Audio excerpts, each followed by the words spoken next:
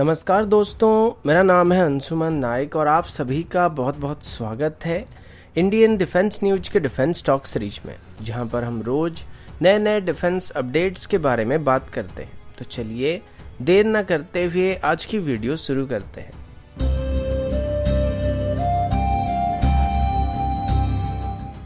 आज की पहली अपडेट S-400 सिस्टम को लेके, और अभी एक दो दिन पहले आप में से किसी ने पूछा था कि S-400 सिस्टम की डिलीवरी भारत को कब शुरू होने वाला है, और मैंने भी आपको बताया था कि जो शेड्यूल था वो इसी महीने के अंत तक ही था और इसी महीने के अंत तक इनकी डिलीवरी शुरू होने वाला है। लेकिन अभी तक ऑफिशियल इस पर कोई भी अपडेट सामने नहीं आया था। लेकिन आज इसको लेके कुछ ऑफिशियल रिपोर्ट सामने आ चुकी है, जिसमें ये बताया जा रहा है कि हाल ही में ही दुबई एयर शो से ठीक पहले ही रशिया के federal service for military and technical cooperation के डायरेक्टर दिमित्री सुगाएव ने बताया है कि शेड्यूल के मुताबिक भारत को S-400 सिस्टम की डिलीवरी होने वाली है। और सबसे चौंकाने वाली बात यह है कि अभी उनकी स्टेटमेंट में उन्होंने ये बताया कि अभी भारत को S-400 सिस्टम को रशिया की तरफ से डिलीवर करना शुरू कर दिया गया है।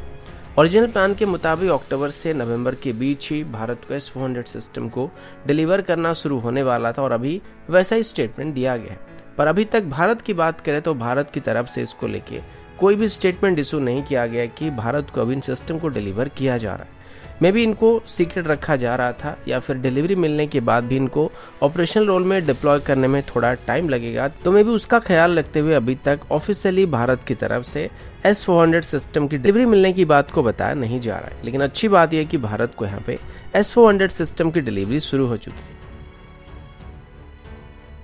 अगला अपडेट BSF को लेके, आप सब जानते हैं कि भारत और पाकिस्तान की बॉर्डर में अभी पिछले कुछ सालों से लगातार बेसिस पर ड्रोन एक्टिविटी बढ़ता ही जा रहा है और इसी बीच आर्मी और BSF की तरफ से एंटी ड्रोन सिस्टम को भी इंस्टॉल करने की कोशिश किया जा रहा है। लेकिन इतनी जल्दी पूरे बॉर्डर में एंटी ड्रोन सिस्टम को डिप्लॉय करना पॉसिबल नहीं है।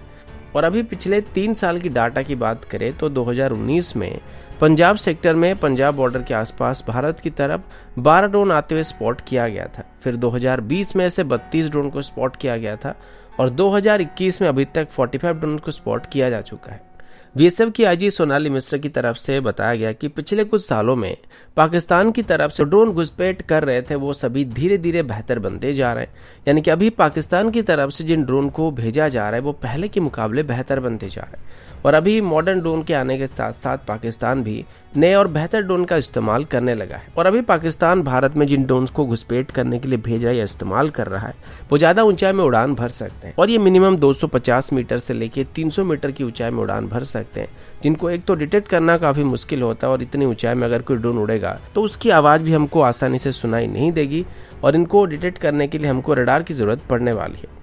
और साथ ही इनको डिस्ट्रॉय करने के लिए हमको स्पेशल एंटी ड्रोन सिस्टम की ज़रूरत पड़ेगी, क्योंकि नॉर्मली BSF की तरफ से ऐसे किसी ड्रोन को मार गिराने के लिए या भगाने के लिए राइफल से फायरिंग की जाती है, तो ऐसे कंडीशन में राइफल से इनको मार गिराना इम्पॉसिबल होने वाला है। और ये जो ड्रोन से ही आसानी से 10 kg तक के पेलोड को भी कैरी कर सकते हैं, जो कि मेनली यहाँ पे स्मगलिंग एक्टिविटी के लिए इस्तेमाल किए जा रहे हैं या फिर एमुनेशन को सप्लाई करने के लिए इस्तेमाल किए जा रहे हैं।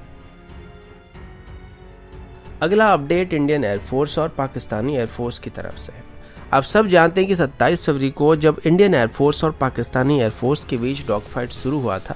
उसके बाद इंडियन एयरफोर्स को अपनी एयरफोर्स में मौजूद खामियों के बारे में एहसास होने लगा और उसके तुरंत बाद ही इंडियन एयरफोर्स की तरफ से अपने ताकत को हर मुमकिन बेहतर करने की कोशिश की गई थी।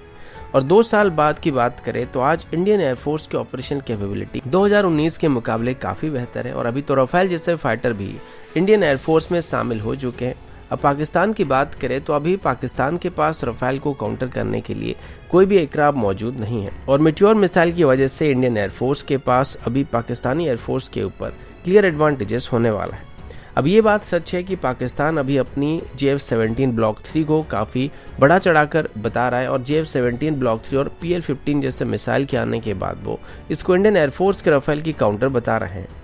लेकिन सच बात तो ये भी है, उनको भी बात पता है कि JF-17 कभी भी राफेल की स्टैंडर्ड का फाइटर नहीं बनने वाला है और राफेल सिर्फ मेट्योर मिसाइल की वजह से फेमस नहीं है। इसकी खास बात इसकी एवियोनिक सिस्टम और इलेक्ट्रॉनिक वॉरफेयर सिस्टम और काउंटर मेजर सिस्टम के साथ जुड़ा हुआ है,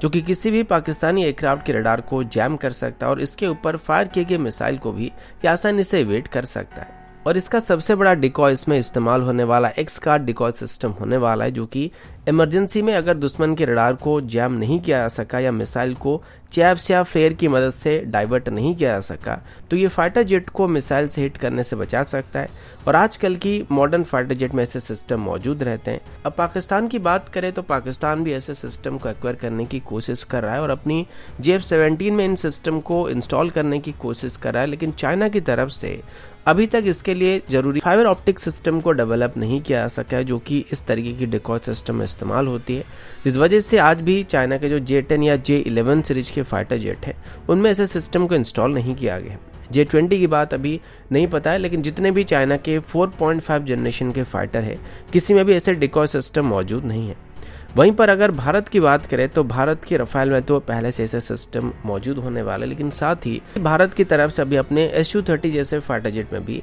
ऐसे डिकॉय सिस्टम को इंस्टॉल करने का फैसला किया गया है, जो कि आगे चल के हमारे फाइटर जेट की सर्वाइवबिलिटी रेट को काफ़ी हद तक बेहतर करने वाला है। तो दोस्तों अभी के लिए इतना ही, मिलता हूँ आपसे अगले वीडियो में, तब तक के लिए जय हिंद, वंदे मातरम।